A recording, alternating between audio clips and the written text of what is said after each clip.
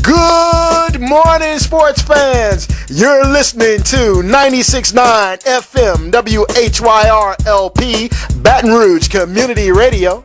This is Eric Hatfield along with Coach Perry Daniels, and we are here to bring you the latest, the greatest, the best, and the most entertaining in high school, college, and professional sports.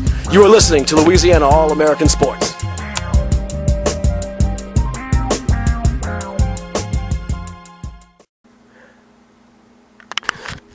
Good morning. Today is Saturday, April 12th, 2014. You're listening to Louisiana All American Sports on 96.9 FM WHYR LP, Baton Rouge Community Radio. I'm Eric Hatfield. And I'm Coach Perry Daniels. And today you're going to, get to recap one of the reasons you love us so much, why you're tuned in today.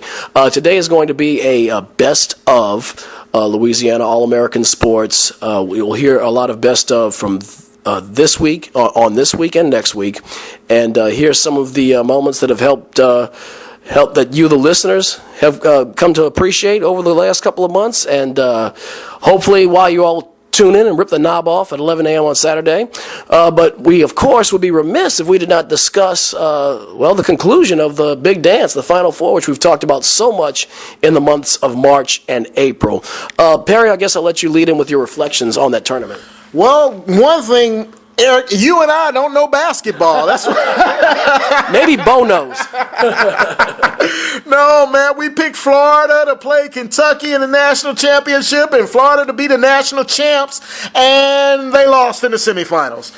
So, it was a great game. This was a great tournament, and someone had to win. Congratulations to the UConn Huskies for pulling it out, and you are the 2014 national champs.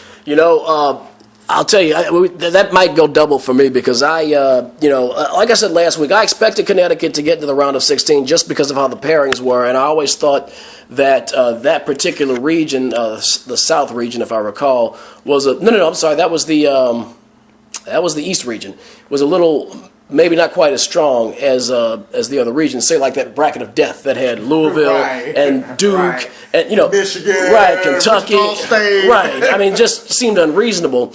But in that bracket, that was the South bracket. They finished up in Nashville. That's right. But anyway, in that bracket, Connecticut, I was not surprised got to the Sweet 16. But then I went, I picked against them 4 consecutive times in effect because I did not think they beat Iowa State, and they beat Iowa State. I did not think they would win the regional final game against Michigan State. I think not just us. I think most people thought that would be their undoing, not because anything was wrong with them, but because Tom Izzo and Michigan State had really built up to that point over the last couple of years. Right, and won the Big Ten championship. They looked well doing it. Right, they looked like they were getting better as the year went on. And Connecticut really, that game was never that close. They jumped out to an early lead, and they kept the Spartans at bay the whole entire time. And then they got to play Florida, and we're thinking, well, that's going to really be where they meet their Waterloo because they got, Florida that just looked bulletproof. But you know what? Connecticut was one of the 2 teams that beat them in the regular season. Right. I guess there's a reason for that. That's right. And you know what? Here it is, Eric.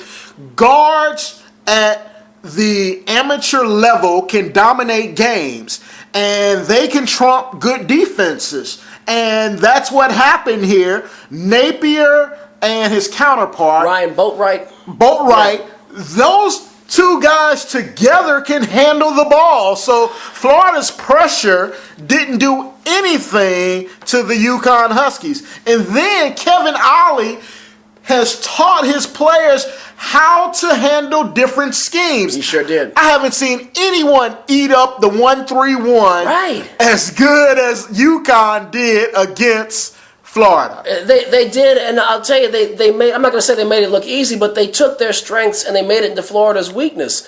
And Shabazz Napier put them on his back throughout this tournament. They beat Florida, then they advanced to play Kentucky, and the morning of the game on my blog, thedailyhattrick.com, I flat out picked Kentucky to win. That night, I wrote an article called 0-4 because I went 4 consecutive games that I picked against Connecticut, and 4 straight times I was wrong, and it was because Kevin Ollie and Shabazz Napier, to a lesser degree Ryan Boatwright, elevated their play, picked their teammates up around them, and they were too much. I texted you during the game that Kentucky really needed to adjust their defense. They tried flipping from a man-to-man to a 2-3 zone, and all that Connecticut did was force them to chase them around some more, Right. and they couldn't do it. They stayed small. The commentators commentated that they were staying small, and I think they said until Kentucky shows they can stop him, why should he change anything? Right. And he didn't, and Kentucky came close. But they never could. They got within one a couple of times, but they never could pierce that veil. Connecticut never trailed in that game. Right. I want to also mention DeAndre Daniels, man, for UConn. Didn't have a very big championship game, but had a huge semifinal game. Yeah. The young man can shoot. Yeah, I was surprised. I mean, he really got big when it counted most. Right. And I mean, they were throwing alley-oops against Florida. Right. I was stunned. I mean, I really did not think that between Patrick Young of Florida or Casey Prather that they would be, I thought that Connecticut, if they were going to beat them, would beat them with the J. And they did get their jump shots off, but they penetrated inside and they got big on them. I mean, they just were better. Kevin Ollie had a great scheme for that 1-3-1 defense. He was prepared for that. And Billy Donovan had no answer. He didn't. He was chasing Kevin Ollie's scheme, and it's been the other way around all year at Florida. Again, though, except for two times they played UConn and then Wisconsin, which ironically could have been their other opponent in the tournament. So I mean, maybe Florida wasn't as destined as we thought they were. If it was like the old days where they had the consolation game where they saw Florida play Wisconsin, that would have been interesting to watch, man. I mean, that would have been fun to see. That's going way back in the day, right? But I thought it was a fantastic. I thought it was an outstanding tournament. One thing you touched on, you had mentioned a couple of times how coming mainly when Arizona got knocked out, how their trepidation at the foul line could have been their undoing, and we saw that again on Monday night where Kentucky, and really it got Coach Calipari again. Kentucky did not shoot as well at the lines they should have. Julius Randle only 4 of 7, I believe. Dakari Johnson only 1 of 4. It was Coach Calipari's undoing back in 2008 when he was a coach of Memphis, and all they had to do was knock down free throws to win the game. I think that little bit was what kept Kentucky from getting their hooks into Connecticut and having a chance to win the game at the end. It's one thing not to shoot free throws well. It's another thing to play a team that shoots them excellent. Right. UConn didn't miss. Not one. Not one from the free throw line. That compounds the problem. Yeah. I mean, it's not even like they were shooting 80-85%, which is pretty good. Right. They hit them all. So you have no room to be subpar at the charity stripe. You got to hit your shots. And Calipari said that. Calipari, when asked why he didn't call timeout at the end of the game or go to a foul at the end of the game, he couldn't call timeout. Right. UConn had the ball, but he was like, "Why foul them? That's going to give them points." Right. They're going to make it. They made it all night. Calipari had an interesting comment. I believe it was the post-game press conference immediately following the game. He asked him about coaching so many freshmen. He said, I think his quote was almost verbatim, "I hope I never have to coach this many freshmen again." Which is interesting because that's his whole game, That's his whole game. I mean, that's how he won a championship. But you know what, Eric? Maybe he is leaning towards the association. Oh, yeah, that's interesting. That's interesting because there have been rumors swirling about the LA Lakers possibly trying to court him. We talked about this before we began recording, that I think that'd be a very bad idea. I think he's got his castle and his minions and his armies and his moat with the alligator swimming around in it right there in Kentucky. He's got a good... Ask Nick Saban. Exactly. Or ask... Rick Pitino. Right. That's who I'm thinking. He got lucky. He got lucky. Right. He bombed and then came right back from whence he came. And Billy Donovan almost made the mistake. Right. And he changed his mind. Yeah, he saw it. He looked. He said, I'm good right here. Right. I'm good right here. Calipari, you need to talk to your peers before you make that move. Yeah, NBA is a whole different ball game. Well, a lot of great reflections in the tournament. We had, the first round of upsets with Stephen F. Austin and Mercer beating Duke. You see that every year. Some good stories. Connecticut, Dayton, right, all the way to the Elite Eight. I mean, they just kept on winning. Knocked out Ohio State. Beat every team that people said I said it every week. I thought they'd meet their Waterloo, and they finally did in the Elite Eight. But that's a long ride. That's a heck of a ride. Connecticut and Kentucky, frankly, are two of the best stories in the tournament. Coming in at 7th and 8th seeds, yet Kentucky running that gauntlet with all the close wins, and then Connecticut just sneaking up, I think, on everybody really, and running to the school's 4th national championship. You know who looks really good coming out after this, who actually further cemented his legacy, even though he didn't coach a single game, and that's Coach Calhoun. He did. Because if you'll recall, when Coach Calhoun stepped down, he was the one that picked his successor, Kevin Ollie.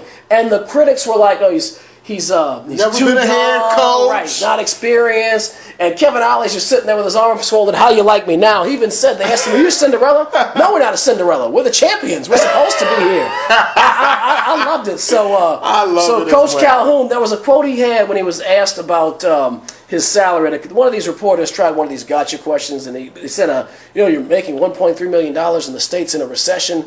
Do you think you're making, Coach Calhoun says, no, I make a lot more than that. Well, don't you feel you should renegotiate your contract or give something back with the recession? He goes, no, not a dime back. We make $12 million every year at the gate. $12 million.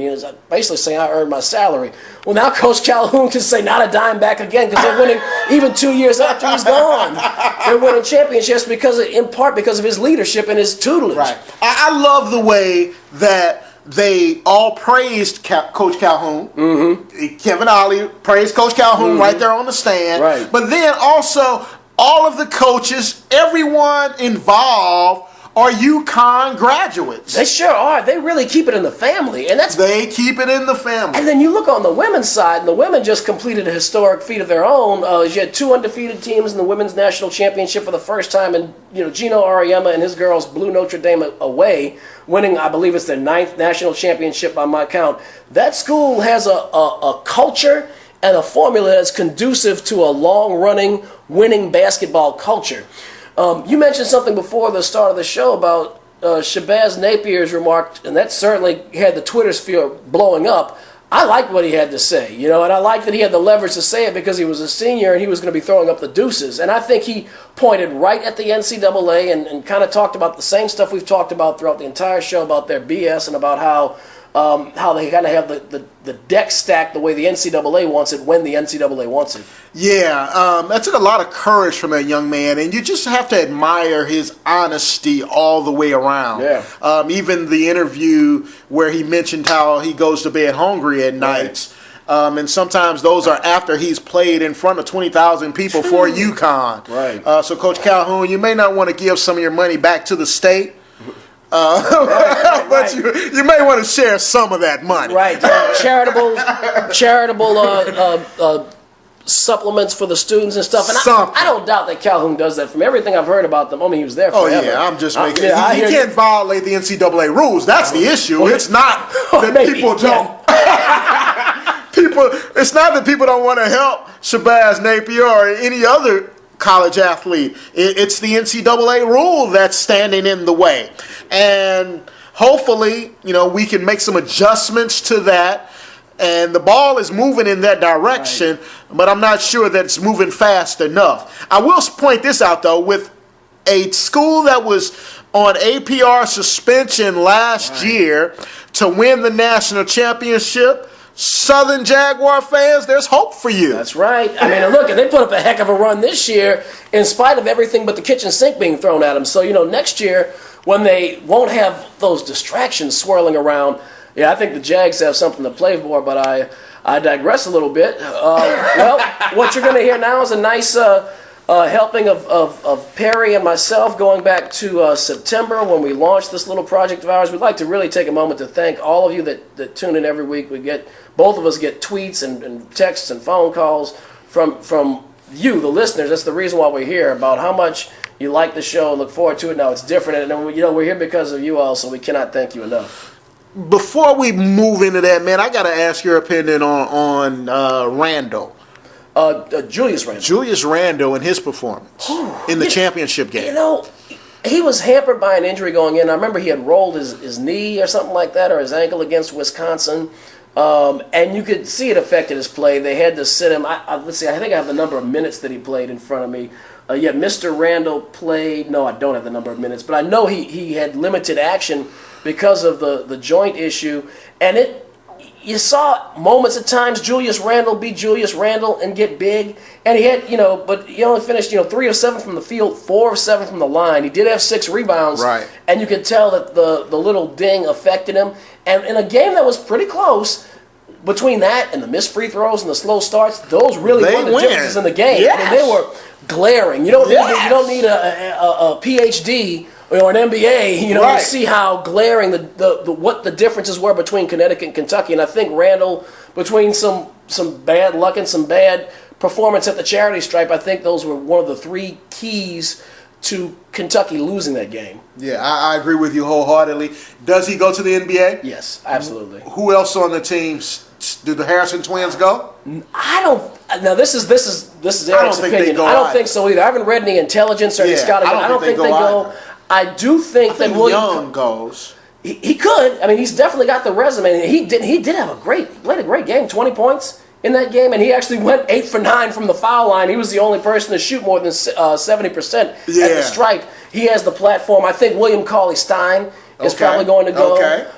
So, I mean, Calipari knows it. He said he doesn't want to coach that many freshmen ever again, but it's like, dude, that's your whole angle. That's your gig. You know? Come on. Right. Step up, own your prize. Because if the top 5 freshmen, if the top 5 high school players want to come to Kentucky next year, he will gladly take them. Oh, you know he will. And they're probably lined up as it is. So that's going to be all of the current day commentary that we have. We hope you enjoy some of the... This week you'll hear a lot of the 2013 best of, so you're going to get a whole lot of football, you know that. And hope you enjoy listening to the progression of the show. Thank you so much for listening. Today, the Southern University Jaguars take on the Jackson State Tigers. This is a huge game in the SWAC. For all you SWAC fans out there and Southern University fans, I know you've been looking forward to this all year. These two teams have played every year since 1958. A total of 57 games, Eric. And check out the records. Southern's won 29 and Jackson State's won 28. That's how competitive this rivalry is. And they're going to resume this rivalry at 6 o'clock this evening on the Bluff in A.W. Mumford Stadium. I'll tell you something, Perry. Southern and Jackson State have both had some strong years and some lean years during all those contests over a half century. And I find it interesting that no matter what, that the series has remained so close. It just goes to show you with a rivalry like that, you can put throw the records out of the window. You really can, but this year both teams come into this game 2-2, 2-0 in the SWAC conference. So they're playing. It's a meaningful game. This year you've got Southern University leading the Eastern Division of the SWAC, as well as Jackson State leading the Western. No, correction. That's the other way around. Jackson State's leading the West. No, I had it right. Jackson State's leading the East. Southern University is leading the West. Pardon me, folks. But look, even more so, Jackson State comes into the game with a 6th ranked defense in FCS. That's a nationally ranked defense. They're 6th in the country, giving up only 274.5 yards and 122 yards passing. They're coached by Coach Rick Comagee. They're looking to get some revenge from last year when the Southern University Jaguars went to Jackson, Mississippi and upset the Tigers in Coach Dawson Odom's first game as a Jaguar head coach. The Jaguars won on a last-second play, and the Tigers are looking for revenge today. Now, Southern's also 2-0 in the SWAC.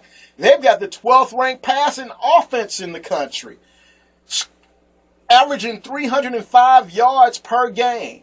They've got Lee Doss. He was the player of the week last week in the SWAC.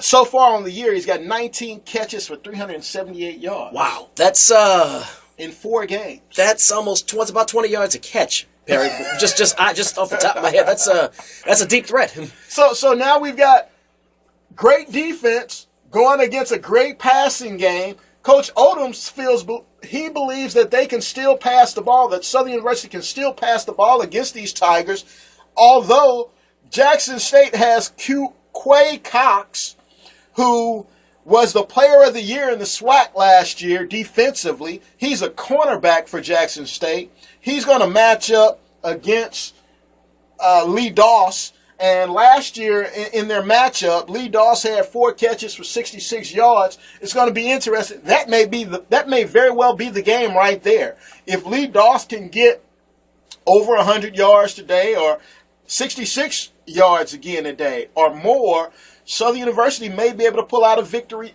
again. I'll tell you what, Perry. I'm impressed with some of the changes we've observed with the Southern football team since Coach Odoms has been there. I got to say, there's just something about the man's presentation. There's something about Coach Odoms, his presence. He's just first of all, he has a reputation for being a disciplinarian. And, I got to say, he just looks like, if I were on the team, he just looks like he could take you right now. He's almost like the antithesis of Mr. Clean. I mean, he looks like he's just been rolling around the dust, and if you miss an assignment, he's going to get in that 3-point stance and knock you over. He just looks like a guy you wouldn't play with, And I think there's something to that, all joking aside. Those of you who have never seen Coach Odoms, he's a huge man. Very dark pigmentation with a bald head, which is the Mr. Clean reference, right. I'm thinking. And he is an intimidating person just looking at it. Right. However, he's done a fantastic job up at Southern, and he has focused on discipline. Discipline. And I look forward to the Jags. Now, I'm going to make a prediction here. I think the Jags... I don't think they're going to pull this victory out today. I'm a Southern University alum, and I love those Jaguars. However, I think the feat is a little too much today. Jackson State has too much offense, too much defense. That offense, the quarterback who leads the way was recruited by Ole Miss. Wow. Yeah. Do you know why he chose JSU? Well, what happened is he got into an altercation on the sideline with his high school coach. Ole Miss rescinded the offer. Right. Told him he could come walk on. He elected to go to a JUCO instead, and now he's ended up at Jackson State. Yeah, Ole Miss has a long reputation. I was reading Walter Payton's biography, and they had actually been recruiting him, and this was a time when integration was just starting in the SEC level, and they looked at him and they were impressed, but he kind of showboated on the way to the end zone of one of his games, and the scout wrote down, I'll censor, we don't need a guy like that on our team. Use your imagination, but the point is they've never had, you don't see that at Ole Miss, the high stepping and the getting in the coach's face. That's a quick ticket to the bench. Right, and we're going to get into, we may get into a little Ole Miss because they've got a very big game coming up today. We may get into a little Ole Miss a little later on. But finishing up with the Jackson State Southern University game, I think it's going to be very interesting. The winner of this game is going to have the inside track on the SWAC championship, and we may see a rematch of these two teams if they can continue to win after this in the SWAC championship, because they're on separate sides of the conference. They may play twice again this year, as they did one year prior to this year in the SWAC championship. So these two teams are the top of the class of the SWAC, and it's going to be interesting to see what happens there. Now let's get into a little LSU. Yes, sir. Well, we're going to head east. And Perry called that one spot on, as Southern would go on to lose to Jackson State that day. However, while it was their first loss in SWAC, it was a very narrow loss to a very established Jackson State team. Southern would go on and only lose one more game for the rest of the season, and their magical ride would culminate in a victory over Jackson State in Houston, Texas at the SWAC championship in double overtime. So that was definitely a very interesting view of the Jags at the beginning of the season, and seeing how they took off from that spot on a really special run in a really special season. Coming up next was from our second edition of Louisiana All American Sports in early October. We've had some recurring themes on Louisiana All American Sports all year. We've talked about how the NCAA can be exploitative of his athletes sometimes. We've talked about a number of different perspectives. We've talked about how some of their rules are downright silly. I've used the word stupid at times. And, of course, we've talked about the NFL and how the NFL is the 800-pound gorilla of all sports in America, but how to stay on top, you have to stay on top. More money, more problems, pick a phrase, but how the NFL has had some challenges. And we actually had all three of these conversations flow together back to back to back. Here is the second edition of Louisiana All American Sports. Enjoy. Yeah, so, look, we're going to transition. There have been some developments in the world of college sports recently. And in our first show, in the inaugural show, I mentioned that I proposed the proposition of whether or not college players should be paid. And we didn't get a chance to get to it last week. So yesterday I hit Eric up and mentioned to him that I wanted to talk a little bit more about this. Even in last week's show, we talked about exploitation of college athletes, and we didn't want to get into it because it's such a full discussion. Right. So, but today, with Southern not playing, we've got a little bit more time. We're going to touch on that just briefly, and then we're going to transition into some NFL sports as well as some Major League Baseball, I'm sure, if we have enough time. But recently, if you can update our listeners on the Ha-Ha Clinton-Dix, University of Alabama safety, who is a projected first-round draft pick. Right now, ESPN's Todd McShay has him projected at number 5 overall, was suspended for an unspecified violation. He will miss today's game against Georgia State, who is 0-4 and winless in the Sun Belt Conference. That could knock Alabama out of the ranks of the unbeaten, Perry. Not really. But that while the outcome of the Georgia State game will not be decided at all, you could probably play Alabama's freshman unit if you wanted to. We don't know how long the suspension is for. Nick Saban's been very tight-lipped with that, as well he should be. You should protect your students, and I agree with everything he's saying, but the point is, when a guy that high-profile gets suspended, you know something is wrong because top athletes always get a blind eye on the little things. Always, always, always. I.e. Johnny Manziel. Right, i.e. Johnny Manziel. I mean, and Alabama has a tradition of, I'll tell you a quick story. Joe Namath, Pro Football Hall of Famer, Alabama quarterback, he and one of the trainers or one of the managers on the team, Hoot Owl Hicks, it was his running buddy in college, and Hoot Owl got drunk and took his car, which had no doors on it, and drove across the lawns on Sorority Row, and the house mothers called up, and they called Coach Bryant, and of course they knew who it was. First of all, the car had no doors, and they knew who rode around with the guy whose car had no doors. They knew that was Joe Namath's running buddy, and back then players were not allowed to drink during the season, and he caused all that property damage. They're literally driving across the sidewalk, and Joe Namath was suspended for the last 2 games of the season by Bear Bryant. Now, had that been Joe Thomas, Joe Smith, he might have been in a chain gang, picking up trash. So I say all that to say, getting back to my point as I've digressed yet again, to suspend Ha-Ha Clinton-Dix at all, a key player like that, something bad must have happened. Here's what allegedly happened, okay? Clinton Dixon left his car unlocked. Mm-hmm. He had packed his car because he had to travel home to see his family the following day. Mm-hmm. When he comes out to get into his car to make his trip home, he finds that his car was broken into. Right. He left in his car a couple of $100, which was also taken along with other valuables out of his car. Right. He wanted to go home. The assistant coach, strength and conditioning coach, was made aware of the situation. Right. And usually, an assistant coach isn't far in age. Right. An assistant strength and conditioning coach isn't far in age from the players. Right. He's someone in training. He's a 20-something. Yeah, he's a 20-something. So he offered to give Ha-Ha the $200 to go home. So he did. He gave Ha-Ha Clinton-Dix the Dixon, is it? Dix. Gave him the $200. When Ha-Ha returned back to the University of Alabama campus, he gave the coach back the money. Right. The $200. Right. And the young man gets suspended for this. Well, that's a real ha-ha on ha-ha. Right. I think that is stupid. That's another stupid. And that's for those of you that have maybe heard me on other broadcasts on the internet for the high school games. I always say I don't use the word stupid lightly. I think it's an ugly word, but that is a stupid rule. The NCAA is just, that's amazing to me. And again, the University of Alabama makes all of this money on the Crimson Tide, Nick Saban, his football team. Clinton Dixon is a vital part of that as the starting safety for this team. He's going to be a first-round draft choice.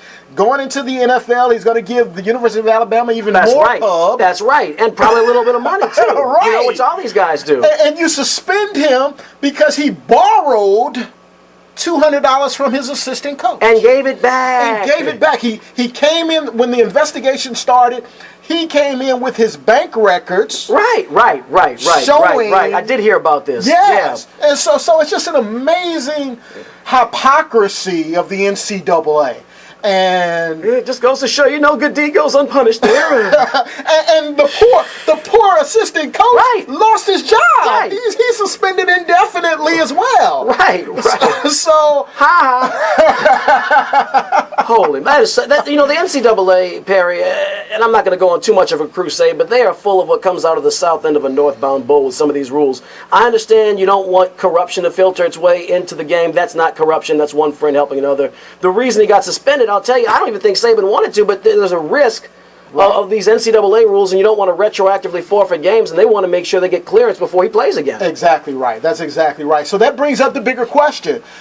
Should college athletes be paid? We had the Ed O'Bannon lawsuit against the NCAA for using his image in their game that they market with EA Sports. EA Sports has settled the lawsuit. All parties in that lawsuit have settled with the exception of the NCAA. They are sticking to their position, saying that they should not have to pay Ed O'Bannon, who has long since graduated from UCLA. Long since left the NBA. I mean, he was 1995 when they won the championship. That was his last year there. So we're talking 18 years. Right. So he turns on a video game and he sees his likeness with where he's from and all. Oh yeah. On this, and he's not receiving any money from it. Let me tell you, I used to back when the EA Sports NCAA basketball was a really good game. That's a different story. But we used to play all the time, and we knew these. We knew, oh, that's Joe Smith of Maryland, 32, big guy in the center. Oh, there's Ed O'Bannon, 30. There's Charles O'Bannon, number 10. Tyus Edney, number 5. There's played for LSU. Randy Livingston. There's Randy Livingston for LSU. There's Ronald Dupree, number 12. We knew who these people were. Right. Well, Even though you didn't use their name. Right. And you had the option, if you saved it in the video game, you could put the names in if you wanted to. Put the names in. And so now EA Sports has announced that they're no longer making college sporting games. Well, yeah, and isn't that just great? For people that, I remember, when Perry was kind enough to take me to meet his family for Thanksgiving, and I was playing NCAA football with his nephew, and we knew who it was. Like, oh, you still got the Honey Badger on your team. We know who these guys are. It seems to me the game is pretty good. I mean, I'm in my late 30s. I'll play a good sports game. The game's still pretty good. So why not pay up? And everyone's happy. You know what? Or at least, here with the statistics that we currently have, Eric. Last year, Sports Illustrated, they say that 78% of NFL players file for bankruptcy after 3 years of leaving the NFL. Right. So if you can't give these college players some money, at least let's set up some type of annuity or something to a trust fund, something to where later on in life, NCAA, I hope you're listening, to where later on in life that they're economically sound, or so at least they're not flat broke. Right. Because you're making tons of money, Brinks trucks, right. Loads of money off of these young men. At the top, absolutely. This is the counter-argument I've heard, and I'm going to counter the counter-argument. The counter-argument is, I'm not going to even go on the usual crap about they get free books and room. Yeah, we get all that. You get free tuition, which doesn't cost the university any actual dollars. They get free food, which they probably get by the truckloads for pennies on the dollar compared to others. And books cost money, but you know what? That's a small price to pay. One of the more intelligent counter arguments is that most schools they lose money or they are revenue neutral your mid-major schools, certainly basketball, softball, other sports. Football might be the revenue generator that powers the whole program. That's fine. You know what? At that school, kids maybe shouldn't get any money because they're not, anything, strike that. They shouldn't get anything on top of scholarship, room and board stipends because they're not part of anything that's generating additional funds. However, if you're at LSU football, Alabama football, any SEC football, North Carolina basketball, Duke basketball, UCLA basketball, anywhere in the Northeast, Syracuse, Georgetown. If you're at some place, Kentucky basketball, if you're turning a profit, if your students are making you money, I think there should be, and making Brinks truckloads for it, the revenue generating programs, I think the students should be able to, in some way, benefit either through a trust fund, delayed until they get out of school. They should be able to benefit from somewhere from those incremental sales, jersey sales. They should be able to sell their own likeness in the offseason. That's called working. Why can't these students work during the school year? Johnny Manziel should have made money. I agree. Off of his autograph. I agree. That's why I like that. He's so arrogant, but I like him so much because he's bucking the establishment. The thing about Johnny Football, too, is his parents are rich. The worst case scenario, what are you going to do, suspend him? He waits a year and goes to the NFL and gets paid millions? What are you going to do? Nothing. They need him more than he needs them, but...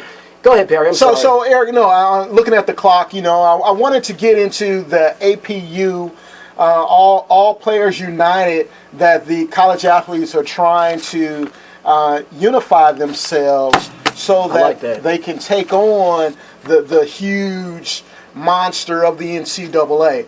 We're not going to have time to get into that because, we have to get into some NFL football. So we're going to transition into that right now. However, look for that down the line. We're not insensitive to the NCAA issues. We are both sports fans. Right. However, we do realize there are some issues. In fact, one of the issues, Eric, did you get your email from the commissioner yesterday? No, sir, I did not. I might not have opened it yet. Oh, wow. I've got an email. Was I copied on it? I didn't see. It was individually labeled. So it was just my name that I could see. Okay. But I hear 10 million of them went out yesterday. Okay. Was it to high school coaches? No, it was, I don't know how I got on the list. I was labeled a fan somehow. Okay. What did it say?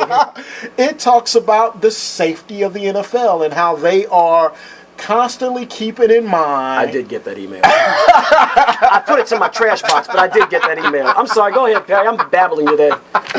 No, they talked about how they're going to try to keep the game as fun, as exciting as it currently is, constantly keeping in mind the safety issues that are facing this sport. And when I opened up that email and I read it, and it was a fairly lengthy email, I may have read a paragraph or a half or so, the first thing that went off in my mind, and it could just be the way that I'm programmed, is there are some huge issues with the NFL. There are. I mean, they're at a crossroads because, you have, first of all, as you talked about last week, we just have a bloodlust in this country for sports. And I'll tell you, I have a friend, Josh Ennison. He's a a lot of you listening here probably know him. He used to have a show here in Baton Rouge, and he's moved on to much bigger and better things for Sports Radio 610 CBS in Houston. And he often says, I just watch the games and I really don't care. These guys know what they're signing up for, and frankly, I think it's feigned indignance that these fans talk about concussions and safety. I just don't care. And I've thought to myself, nobody lives in a vacuum, so there might be people who really don't care, but I do care. I have a lot of cognitive dissonance when I'm watching, and I remember the old John Madden plays when somebody would get leveled and his helmet would pop off. He said, "Oh, his head came off right there, and it's rolling down the." I mean, I used to love that stuff, but at the same time, I've seen a couple of times where a guy gets drilled and gets a concussion, and I say, what does it say about me that I'm fueling the demand that promotes this? And I don't want to see somebody get carted off. And I guess we're all different. We're all wired differently. But when mothers see that, here's the thing: your supply, every product, like any business, it could be widgets, it could be corn chips, it could be cars. You have to have a supply of raw materials, which in this case is the players. If mothers start seeing that, and with all the social media and all the news outlets, it starts getting more and more attention, and we're seeing get their head knocked off and carried off on a stretcher. more moms are going to prohibit their children from playing. I'll tell you, my parents are probably listening. The only position they let me try out for was kicker because they didn't want me getting hit. That was 20 years ago. And you know what, Eric? The email touched on that issue yesterday. He talked about that they know that they set the tone for high schools and lower, and they want to make sure that those people remain safe. That's right. Because the participation of young people in this sport, full contact football, is waning. Right. You know, so the commissioner sees that, hey, this could be an issue for us coming up. You know, and your best athletes play football right now. 30, 40 years ago, they played baseball, and look how stagnant. Baseball's got a lot of great Latin American imports, but the point is you don't have Americans playing, signing up to play baseball first the way they used to. It's basketball and football now. And Roger Goodell does not want that to change. Your untrained sports fan will say, oh, you just put anybody out there. No, you don't. Okay, you don't just put anybody out there. And if you put right now the players have gotten bigger, stronger, faster, which is why we see such a good product. If the players get smaller, weaker, and slower, you'll see it regress. That's right. Okay, let's move on, man. Let's talk some on-the-field issues for the NFL. And there's always plenty of NFL news to discuss. Last season, the Houston Texans were expected to be a possible Super Bowl contender. Coming into the 2013 season, they were the two-time defending AFC South champions.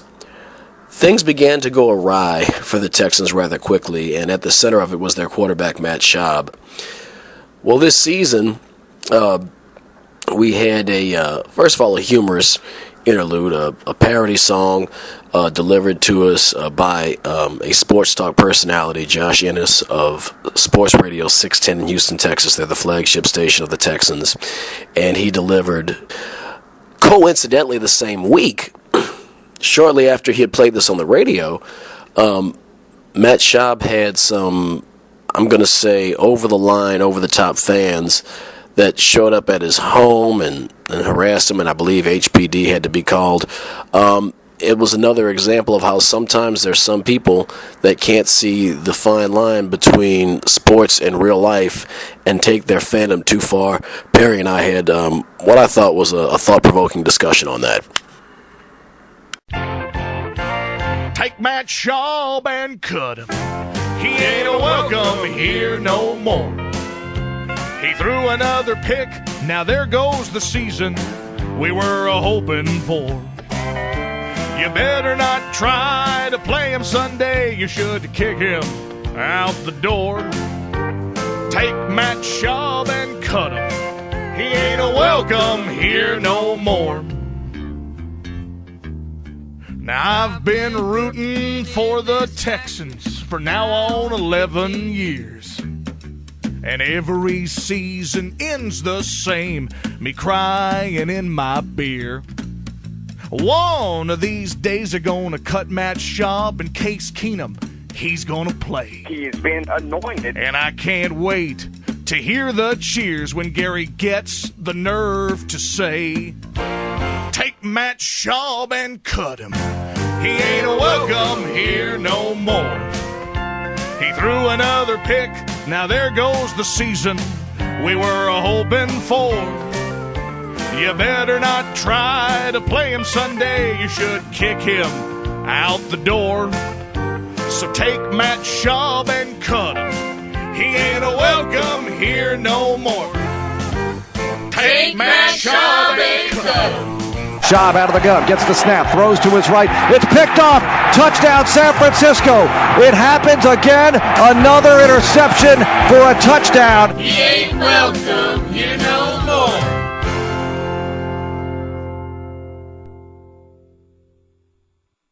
All right, so Texas quarterbacks are struggling. We also saw the same thing in North Texas with the Dallas Cowboys and their famous Tony Romo throwing a unbelievable pick. His didn't quite go for 6, however. Texas quarterbacks are suffering. Matt Schaub, I'm going to say this on that subject, Eric, that, the fans should have a right to express their feelings and their concerns. And this was a fun, lighthearted thing. They're done in Houston. And, with ticket prices to the NFL, this is in jest. And those things should happen, that there's nothing wrong with lighthearted fun. Correct. This story goes on to develop a little further, though, right, with two intruders on the Schaub land. Right. And that, my friends, is beyond the line. That's crossing the line. Sick. Absolutely freaking sick. Silly mortals. We've got to understand that these are just games, right, and I'm a victim of this as well, Eric. We get emotionally tied to our teams. Well, that's why we're on the air. Right, exactly right. Because people are emotionally tied to sports. Right. However, I hate to put this guy on such a pedestal. However, I saw an interview last week with the Alabama quarterback, A.J. McCarron. A.J. McCarron, and he was asked about the Ha-Ha Clinton Dix situation, and he says that Coach Saban has always taught us to only concern ourselves with the things that we can control. That's right. And things that we can't control, we don't worry about. So people, silly mortals, right, we can't control what happens on that field. Right. Not even today in Tiger Stadium. Right. As bad as we want to healthfully cheer for our Tigers, we cannot control that, so don't overly concern yourself. It's just a football game at the end of the day. Get a life. Get a girlfriend. Get both. Get a hobby. I mean, in the department store of life, sports is in the toy section. That's and, right. and I usually say that really for players, some of these young high school kids that we worked with over the years. But if you're a fan, that goes double. You're a spectator. Right. Come on, man. Come on, man. So, yeah, there are a lot of instances over the past several months in which we've discussed fans taking their fandom a little too far, and that was certainly a glaring example. One of the fun sides and informative sides of the show is exposing the listeners to what the people who make decisions that affect the money flow really think. At the end of the day, the ultimate judge of what the public thinks of what the market thinks as far as sports performance goes is the performance in Vegas. I can talk about all day about how my beloved Saints are best team in the league, this, that, and the other, but you know what? If Vegas says Saints minus 3 points, I might be onto something. On the other hand, if they say Saints at Panthers and Saints plus 10, saying I need to give the Saints 10 points to tie the score, well, I'm out there on an island by myself. A gentleman that we had and have as a regular guest on the show is a gentleman, G, better known as the Fixer. And actually, it's too bad. Effectively, I'm playing more of an MC today, introducing segments rather than hosting an entire talk show full of topics.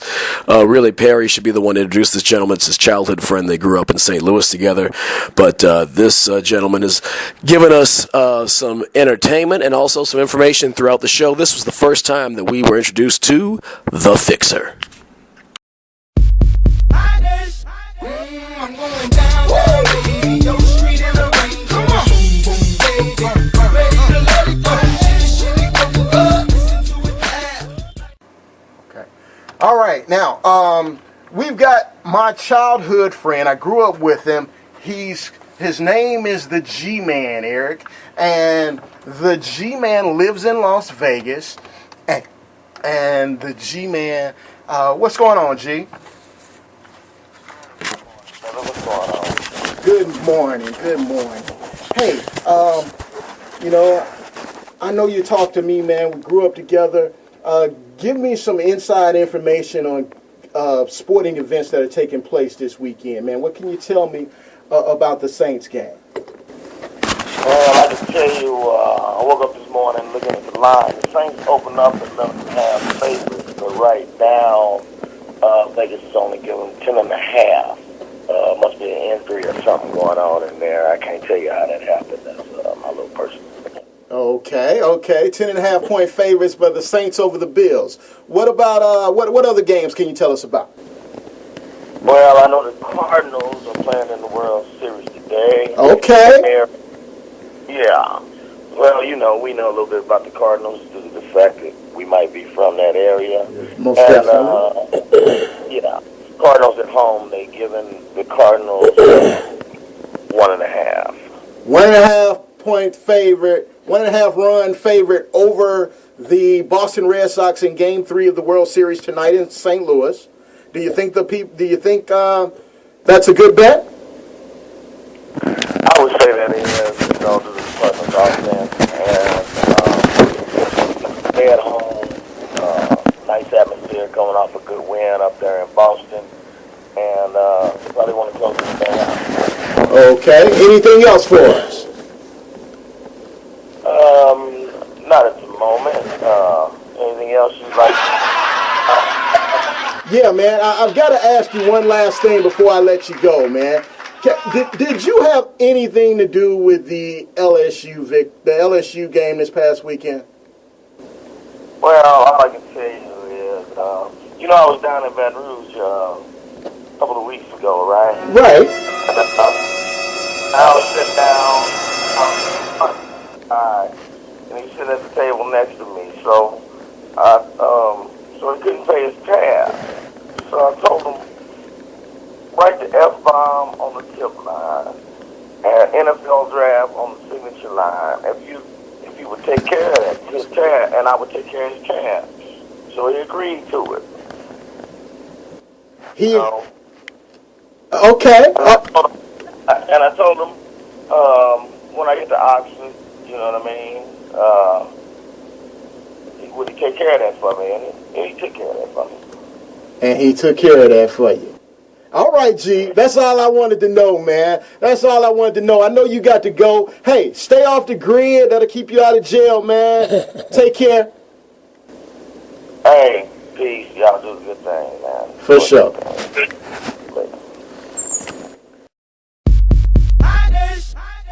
I'm going down, baby. Yo, street in the rain. Come on. Boom, boom, baby. Ready to let it go. Listen to it clap. The Fixer. I'll tell you, I don't know where this show would be without him. It's just amazing how much Louisiana All American Sports has evolved over the past several months, and the Fixer's certainly been an integral part of that. Florida Atlantic University head coach Carl Pelini was dismissed in the middle of the college football season. Now, FAU was struggling, no getting around that. But the coup de grace, the straw that broke the camel's back, was when Coach Pelini and an assistant were allegedly seen at an on-campus party, chief in the old hippie lettuce, smoking the wacky tobacco there. A little marijuana. We've had several discussions about how marijuana policy and attitudes have changed in this country, how there are two states in the Union, Washington and Colorado. Interestingly, the homes of the two Super Bowl participants from this past year, but how recreational use is legal there, how there are over 20 states where medicinal use of marijuana is acceptable, and about a dozen states considering measures to incorporate medicinal marijuana. This is kind of a little humor at the expense of Coach Pelini, because he shouldn't have been doing that. Knowing he's a head coach, he shouldn't have gotten caught anyway. But also on, I guess, some societal views and how the use of recreational drugs like marijuana, how attitudes have evolved and changed, and how people deal with it when the issue is brought to the forefront. Thought you guys would enjoy this.